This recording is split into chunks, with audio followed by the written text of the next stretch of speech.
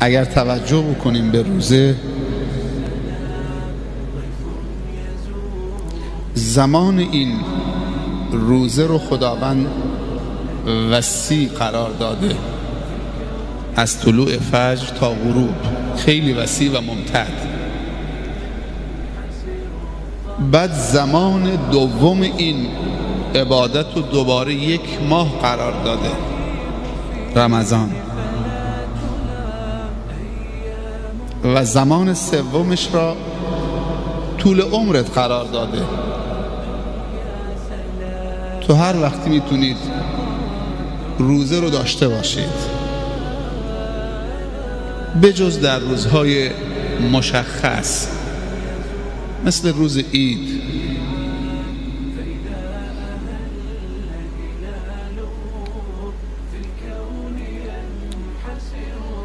سبحان الله،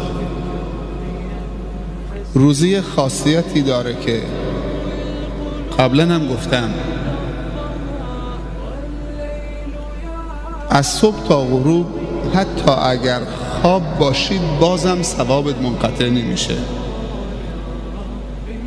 اگر معامله بکنید، باز کسب حلال در کنار این عبادت، باز هم ثواب روزت باطل نمیشه. اگر خلا برای قضای حاجت برید، بازم ثواب کامل روزت رو دارید، بدون اینکه نقصی در روزت ایجاد بشه. مزاح سالم بکنید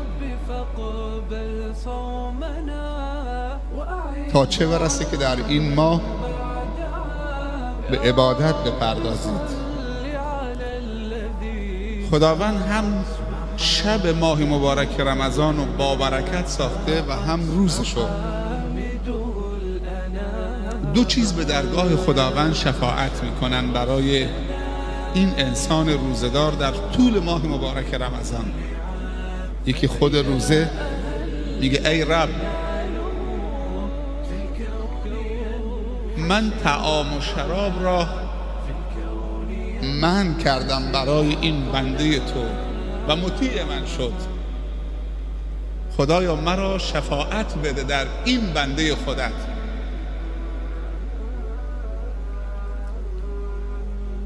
دوست داشتنی‌هاش رو ازش گرفتم، چون تو دستور دادی ازش بگیرم. تسلیم شد. آب شیرین و گوارا حلال فکر میکرد که سمه، کشنده است، ولی تا از آن میگفت دوباره گوارا میشد، براش میخورد، مینوشید، لذت میبرد.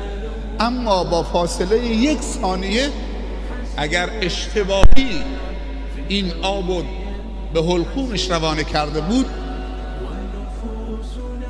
تهوع میکرد، اختف میکرد، میره بیرون، انگار که سمی واردش شده. ولی 1 ثانیه بعدش سبحان الله از آن میگه بسم الله علی برکت الله، اللهم لك صمت و علی رزقك افطرت. چه سریه. و قرآن میاد میگه ای رب، دوباره منم کتاب تو شب خواب و ازش گرفتم. ماه رمضان ماه زیاد صحبت کردن نیست، بش نه روزش، حتی صحبت دینی. ماه عمل دینی است.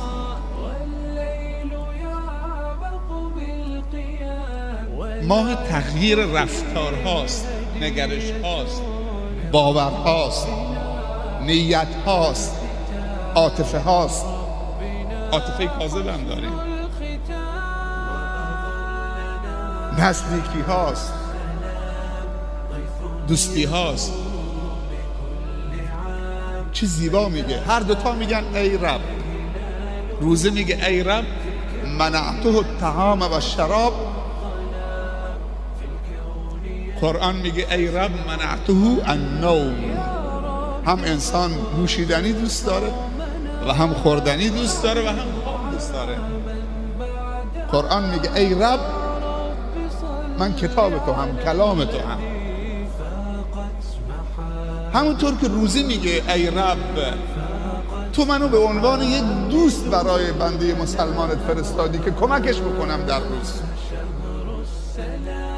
و رشدش در نخوردن و در نیاشامیدنش هست. قرآنم میگه ای رب منم دوست دوم. شب خواب شیرین و گوارا رو ازش گرفتم که با من در مقابل تو بیسته و قیام بکنه و به تلاوت من بپردازه.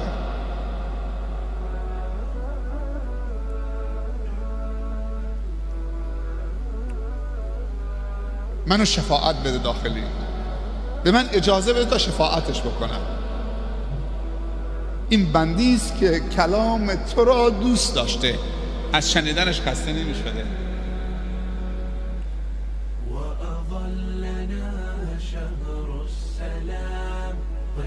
پس ماه زیاد صحبت کردن نیست، ماه عوض شدن هست.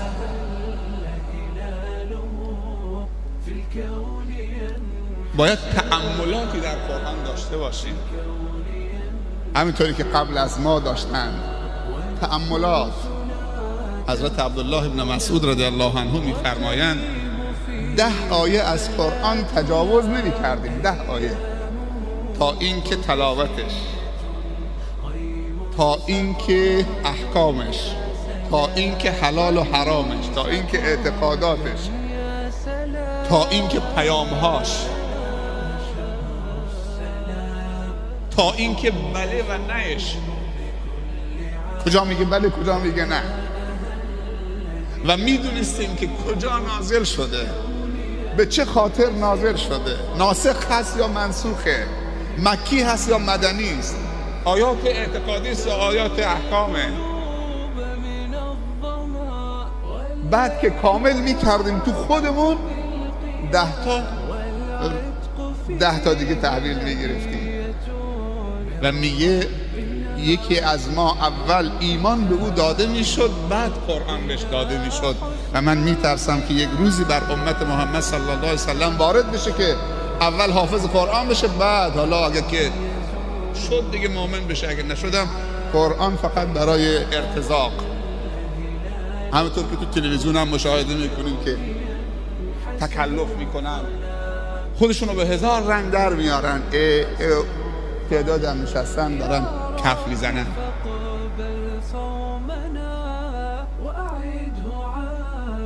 تکلف در خوندن قرآن نباید باشه، همونطور که تکلف در عمل شرعی نباید باشه، باید بر مبنای عشق باشه.